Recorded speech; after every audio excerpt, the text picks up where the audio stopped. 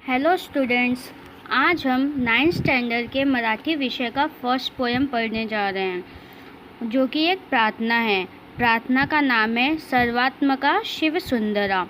यह प्रार्थना कुसुमाग्रज नाम के कवि द्वारा लिखा गया है। इनका असली नाम विष्णु वामन शिरवाडकर है।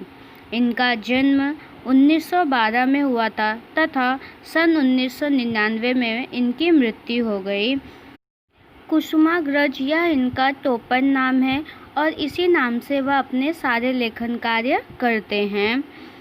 ज्ञानपीठ पुरस्कार जीतने वाले यह एक प्रसिद्ध लेखक, कवि और नाटककार हैं। जीवन लहरी, विशाखा, समिधा, स्वागत, हिमरेशा, वादळवेल, मारवा, किनारा इत्यादि ये सभी उनके द्वारा लिखी गई प्रसिद्ध काव्य संग्रह है। वैजयंती, राजमुकुट, कौंतेय, नट सम्राट, वीर मनाली धरतीला, विदूषक इत्यादि ये सारे उनके द्वारा लिखी गई प्रसिद्ध नाटकें हैं। कवि कुसुमाग्रज ने इस प्रार्थना में जो भी व्यक्ति अंधेरे में फंसे हुए हैं, अर्थात कई समस्याओं का सामना कर रहे हैं, उन समस्याओं से बाहर निकलने का, अर्थात अंधेरे से उजाले की ओर बढ़ने की शक्ति ईश्वर सभी सजीवों को दे, इस प्रकार की प्रार्थना कवि ईश्वर से कर रहे हैं। अब बढ़ते हैं हम अपनी प्रार्थना की ओर।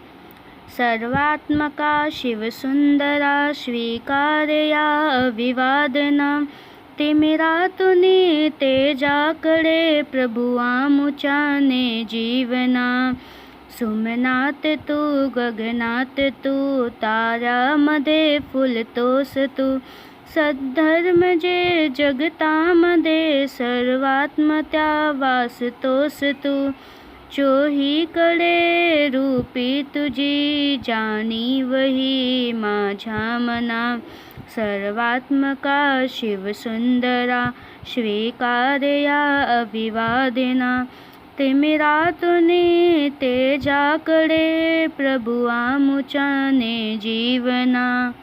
कवि कह रहे हैं कि हे प्रभु, आप कण कण में वास करने वाले हो।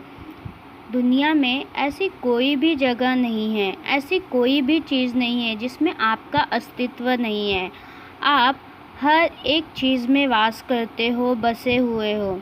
आप बहुत ही सुंदर हो, आप बहुत ही पवित्र हो और आज हम आपके सामने प्रार्थना कर रहे हैं। कृपया करके आप हमारी इस प्रार्थना को, इस वंदना को स्वीकार कीजिए और हमारे मन में या फिर हमारे जीवन में जो भी अज्ञानता है, उस अज्ञानता से हमें ज्ञानता की ओर बढ़ने की शक्ति दीजिए। आप हमारे जीवन के सभी अंधेरों को दूर कर दीजिए और हमें उजाले की ओर ले चलिए।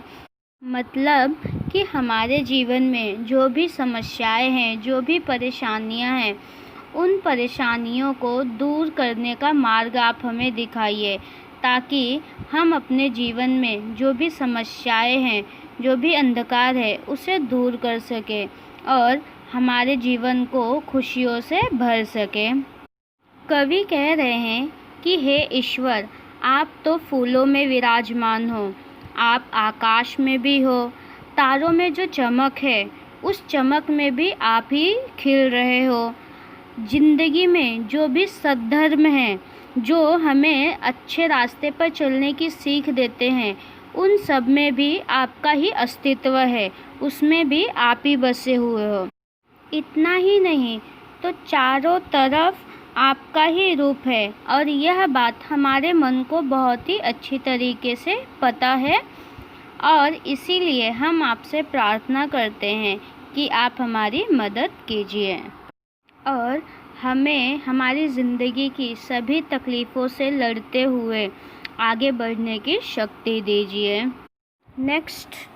श्रमतोषितोषे तामदे तू राबसी शमिकांसवे, जे रांजले वागांजले पुसतोस त्यांची आसवे, स्वार्थी विना सेवा जिथे तिथे तुझ पद पावना, सर्वात्मका शिव सुंदरा स्वीकार्या अविवादिना तिमिरातुनी तेजाकडे प्रभु आमुचाने जीवना। नेक्स्ट पंक्ति में कवि कहते हैं कि खेत में जो काम करने वाले शेतकरी हैं, किसान हैं, उन किसानों के रूप में कष्ट करने वाला कोई और नहीं तो सिर्फ आप ही हो। उसके साथ साथ जो बहुत ही कठिनाई से अपना काम करने वाले, अपना दिन निकालने वाले श्रमिक होते हैं, मेहनत मजदूरी करके अपना पेट पालने वाले श्रमिक होते हैं, उन श्रमिकों के साथ आप हमेशा रहते हो। इतना ही नहीं तो जो दुखी हैं, पीड़ित हैं, उन सब के आंसू पोंछने का भी काम आप ही करते हो। और यहाँ जो कुछ स्वार्थी लोग हैं, उन स्वार्थी लोगों को छोड़ के बचे हुए जो भी सज्जन हैं, उन सब में आपकी तस्वीर दिखाई देती है, आपकी पवित्रता दिखाई देती है। जो भी सज्जन लोग हैं उनके अंदर आपका ही वास है। कहने का मतलब यह है कि जो भी लोग निस्वार्थ भाव से सभी की सेवा करते हैं, सभी की मदद करते हैं, तो उन सब में आपकी ही पवित्रता झलकती हुई दिखाई देती है। उनकी आत्मा में, उनके मन में, उनके जीवन में आपका वास है। नेक्स्ट, न्यायार्थ जे लड़ती रनी तलवार तू त्यांचा करी, ध्येयार्थ जे तमी चालती तू दीप त्यांचा अंतरी, ज्ञानार्थ जे तपती मुनी होतोस त्यांची साधना, सर्वात्मका शिव सुंदरा स्वीकार्या अविवादिना, तिमिरातुनी तेजाकडे प्रभु आमुचाने जीवना। कवि कुसुमाग्रज कह रहे हैं कि युद्ध भूमि में जो सच्चाई के लिए, न्याय के लिए लड़ते रहते हैं, उनके हाथ में जो तलवार है वह तुम ही हो। यानी वो कौन है? ईश्वर ही है। देखो, कहने का मतलब यहाँ पे ये बोला गया है कि जो भी व्यक्ति सत्य के लिए लड़ता है, उसकी सहायता के लिए ईश्वर हमेशा तलवार के रूप में उसके साथ रहता है, उसका हमेशा साथ देता है। हमेशा जो जीत है वो सच्चाई की ही होती है, क्योंकि ईश्वर हमेशा सत्य के साथ होता है। आगे कवि यह कहते हैं कि जो लोग आशा का दीप जलाए हुए अंधेरे में चले जा रहे हैं, उनके मन में जलती हुई जो ज्योत है वो आप ही हो।